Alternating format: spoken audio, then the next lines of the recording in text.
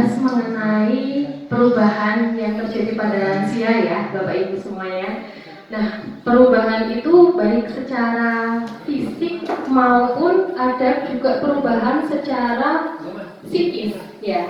Kalau perubahan secara fisik pastinya Bapak Ibu semua sudah tahu ya, kalau lansia itu apa saja yang berubah. Pendengarannya berkurang, kemudian capek, nyeri, kemudian penglihatannya berkurang ya, kemudian boyoan ya, giginya mulai ompong ya, benar sekali. Kemudian juga rambutnya mulai memutih ya. Nah, kulitnya keriput ya sekali. Jadi apa? Itu semua adalah perubahan secara fisik ya, perubahan yang tampak, gitu, yang sering kita sadari, bisa kita amati secara langsung. Oh, si Mbak itu sudah putih, sudah keriput, berarti sudah mulai memasuki masa tua, masa lanjut usia. Nah, kemudian ada juga perubahan fisik itu menurunnya fungsi fisik, jadinya biasanya berkaitan dengan kesehatan, menurunnya kesehatan ya.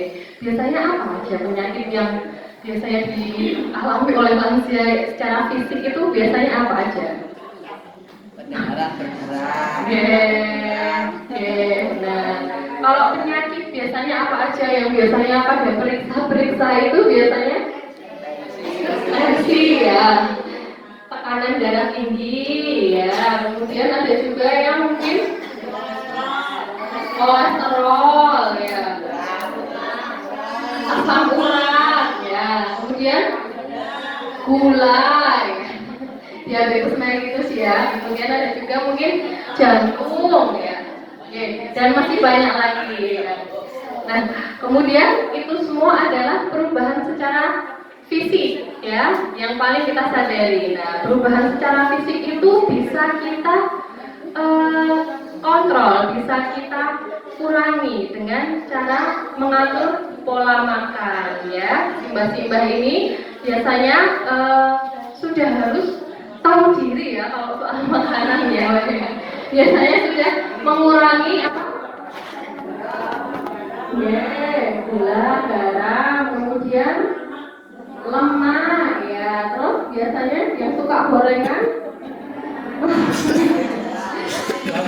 ya sesekali boleh daripada kepengen ya, tapi memang harus dikelola, harus kita bisa mengontrol sendiri ya untuk pola makan yang lebih baik. Bisa juga untuk memperbanyak sayuran, buah-buahan, kemudian juga Bapak Ibu semua pasti juga sudah tahu kita bisa olahraga ya. Yang ibu-ibu bisa senam ya, setiap Selasa atau Sabtu bisa mengikuti senam.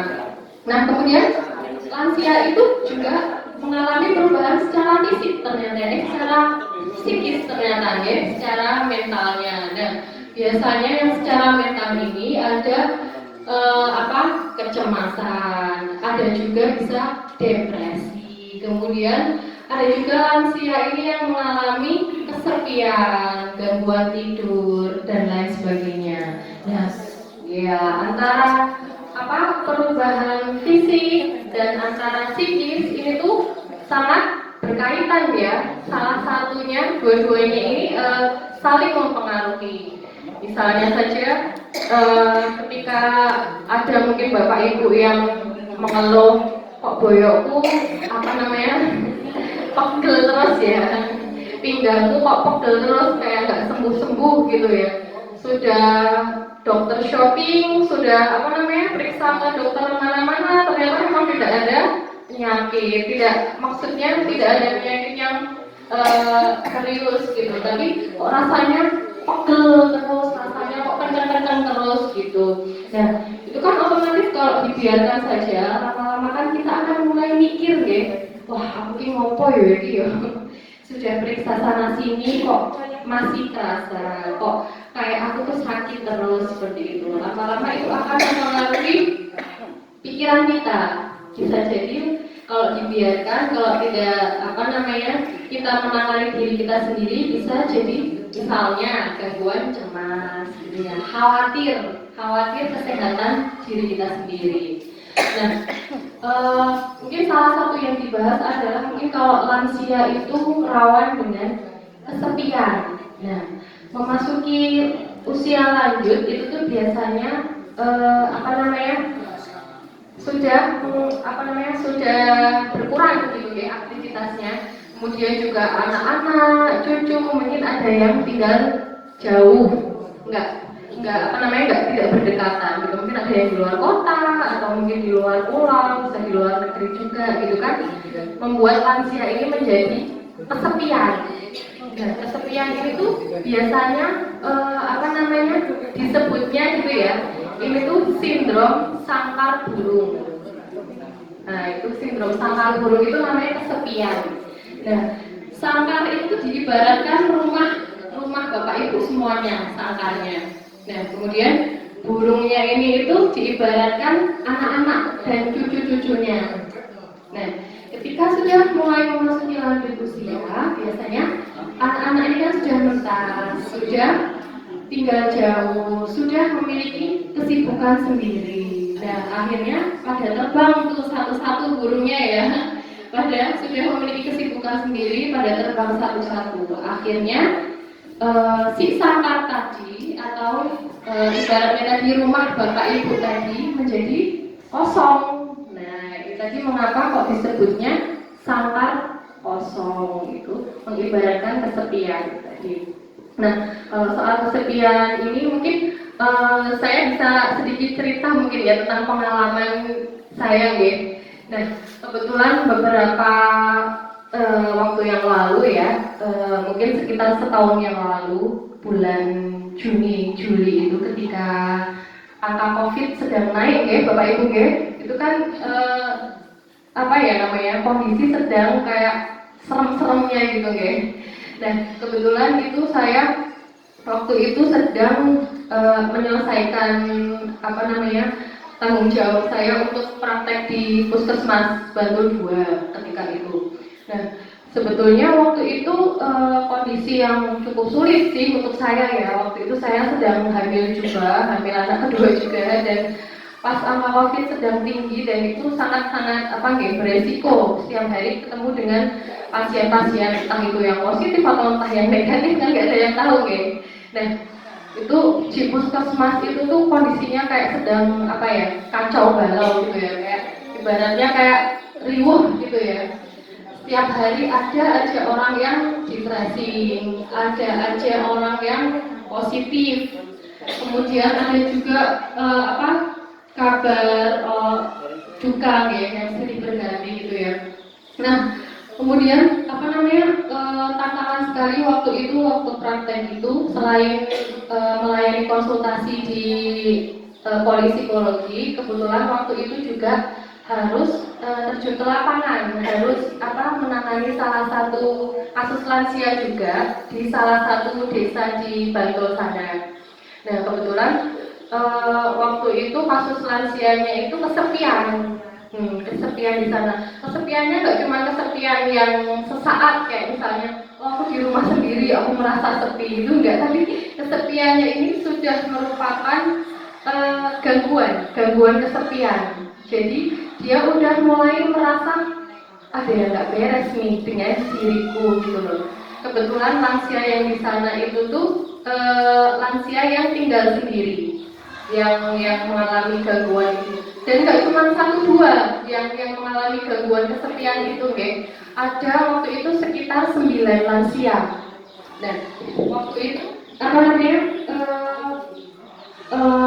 kebetulan kasus itu kan mendesak untuk di lansia tersebut untuk bisa didampingi, untuk bisa diterapi. Nah, tetapi pada waktu itu perizinannya cukup sulit ya. Kebetulan kan waktu itu kegiatan sedang dinonaktifkan semua ya, nggak boleh tatap muka, nggak boleh mengadakan kegiatan seperti ini tuh nggak boleh ya, belum diperbolehkan baik oleh pihak siapapun. Nah, kemudian setelah melobi-lobi, kemudian dari Pak Lurahnya, dari Pak Dukuhnya, dari RT, kemudian juga dari kader lansia yang ada di sana. Akhirnya bisa itu mengumpulkan simbah-simbah yang 9 orang tadi yang mengalami gangguan. Nah, kemudian itu terapinya selama 3 hari. 3 hari itu mengumpulkan simbah-simbah itu. Tapi sama perangkat desanya di sana benar-benar diulang nih ya, kalau misalnya mengadakan pertemuan tapi harus benar-benar prokes ya, prokes ketat. Jadi ya simbah-simbahnya dalam keadaan yang sehat ya. Kebetulan waktu itu juga ada yang pilek 1. Nah itu udah langsung nggak diperbolehkan, udah langsung disuruh di rumah. Nah jadi akhirnya cuma 8 orang aja yang ikut. Nah 8 orang itu tuh mereka kan masalahnya adalah kesepian ya. Mereka itu lansia tinggal sendiri, di rumahnya itu tinggal sendiri. Baik ada yang pasangannya sudah meninggal, ada juga yang anak-anaknya itu tinggal jauh. Kemudian ada juga yang waktu itu tuh anaknya sama-sama tinggal di Bantul, tapi udah nggak peduli lagi, udah nggak ngurusin orang tuanya lagi. Itu juga ada, udah nggak pernah ditengok gitu istilahnya.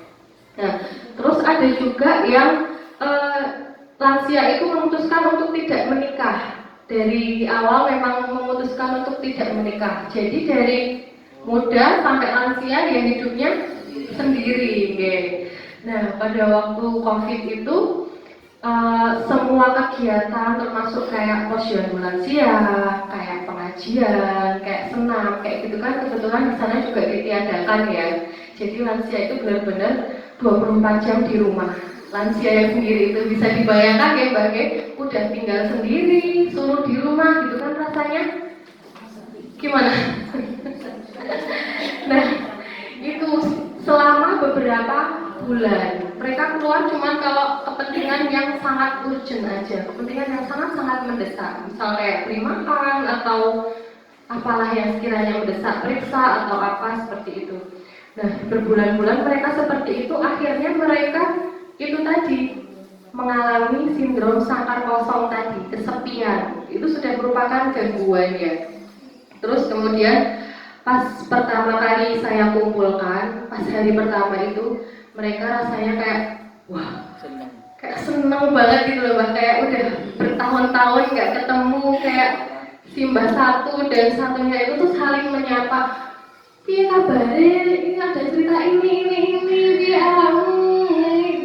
positif ya, ini pokoknya semuanya diceritain gitu ya Mbak ya, kayak itu memang mereka sering bertemu di kegiatan di kampungnya, tapi kan sudah off lama, jadinya setelah ketemu pertama kali itu rasanya kayak wah excited sekali gitu ya Mbak, rasanya kayak senang banget gitu ya dikumpulkan gitu. Nah kemudian sampai pada hari ketiga itu mereka juga sangat senang sekali. Nah terus sampai pada akhirnya kan sudah selesai ya itu terapinya, kemudian sudah tidak boleh mengadakan pertemuan lagi oleh perangkat desanya sana. Nah simbahnya ya rodok kecewa ya, tak jadi masih pengen ketemu gitu, masih pengen ada kegiatan gitu. Nah tapi ya gimana lagi ya, waktu itu kondisi belum memungkinkan. Nah sebenarnya adalah inti dari cerita kesepian ini tadi adalah setiap dari kita, setiap orang, setiap manusia itu tuh yang utama atau yang esensial yang harus dimiliki itu adalah sense of keterikatan, hubungan, interaksi dengan orang lain, gitu ya Mbak ya. Jadi Bapak Ibu semuanya dalam keseharian itu tuh kan pasti nggak bisa ya sendiri deh. Pasti sekecil apapun membutuhkan orang lain ya. Entah itu urusan sekecil apapun atau pertolongan sekecil apapun pasti membutuhkan orang lain ya. Nggak bisa kita itu hidup sendiri. Bisa dibayangkan ya simbahnya tadi selama berbulan-bulan sampai akhirnya menderita gangguan itu tadi kesepian tadi, pasti sangat-sangat menderita. Nah untuk menjaga kesehatan tersebut, untuk menjaga kesehatan secara mental, secara psikis tersebut, sebetulnya bisa kita lakukan sendiri, bisa kita lakukan dari diri kita sendiri. Yaitu dengan apa? Dengan menyayangi diri kita sendiri. Namanya kalau bahasa gaulnya itu self care. Kalau anak-anak zaman sekarang biasanya nyebutnya self healing. Healing itu kan artinya kan penyembuhan gitu ya Pak ya. Penyembuhan. Kalau self healing itu artinya penyembuhan oleh diri sendiri yang bisa kita lakukan oleh diri kita sendiri. Jadi ketika kita memiliki masalah atau memiliki beban gitu ya, pertama bisa kita lakukan penyembuhan dengan diri kita sendiri. Caranya gimana? Yang pertama, Bapak Ibu semua bisa menjaga pola tidurnya. Oke. Tidur tuh kayaknya sepele ya Bapak Ibu ya, kayaknya cuma merem gitu aja ya. Tapi itu memberikan dampak, memberikan manfaat yang sangat besar untuk kesehatan tubuh kita. Ya. Jangan lupa tidur itu pada malam hari, bukan pada pagi atau siang hari ya. Karena kalau tidur pada malam hari itu ada suatu hormon yang dia memang hanya diproduksi pada malam hari, yaitu hormon melatonin. Nah, hormon ini tuh fungsinya untuk memperbaiki sel-sel tubuh kita yang sudah rusak. Sel-sel yang sudah tidak berfungsi lagi diperbaiki pada malam hari. Nah, kalau kita bangun pagi akhirnya seger. Okay. Tapi kalau kita itu boboknya tidurnya itu pagi atau siang, itu tuh selama apapun nggak akan seger ya. Pernah ngerasain seperti itu, tidur siang lama itu nggak akan seseger kalau tidur malam ya, karena memang pada siang hari itu hormon tersebut tidak diproduksi oleh tubuh kita. Nah, itu pertama tadi kita harus bisa menjaga pola tidur kita. Kemudian bisa juga kita menjaga pola makan seperti tadi ya Bapak Ibu semuanya, makan makanan yang seimbang.